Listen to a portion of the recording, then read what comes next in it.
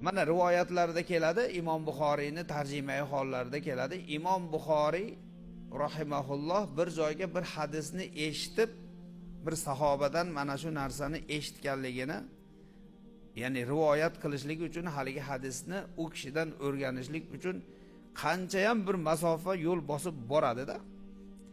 Borsa haligi odam ot qochib ketgan bo'ladi. Tog'araga toshni sovolib jomga, aldab chaqirayotgan bo'ladi-da.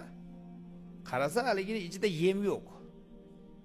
Imom Buxoriy o'sha kechadida o'sha qilgan zahmatidan, mehnatidan.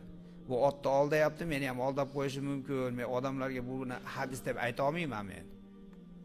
deb qaytib kelar ekanda. Hattoki Rasululloh sallallohu alayhi vasallamning huzurlarida bir ayol ey falonchi bu yoqqa kel, senga buni beraman deb chaqirdi bolasini. Shunda Rasululloh sallallohu alayhi vasallam hozir kelsa rostdan berasanmi dedi, qo'lini ochib xurmoni ko'rsatdi. Ya Rasululloh, rostdan bor, xurmo beraman. Agar mana shuni bolayni dedi, aldab chaqirib shu beraman degan narsani aldab bermay qo'ysang dedi, Alloh taolo qiyomat kunida seni kazzob deb yozib qo'yadi dedi.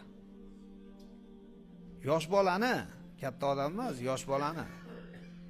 Shuning uchun bizni dinimizda ahdiga vafo qilishlik, va'da bersa va'dasini ustida turishlik va omonat topshirilsa omonatga xiyonat qilmaslik bu juda katta. Qarang, Rasululloh sallallohu alayhi vasallam la imana liman la amanata lah dedilar.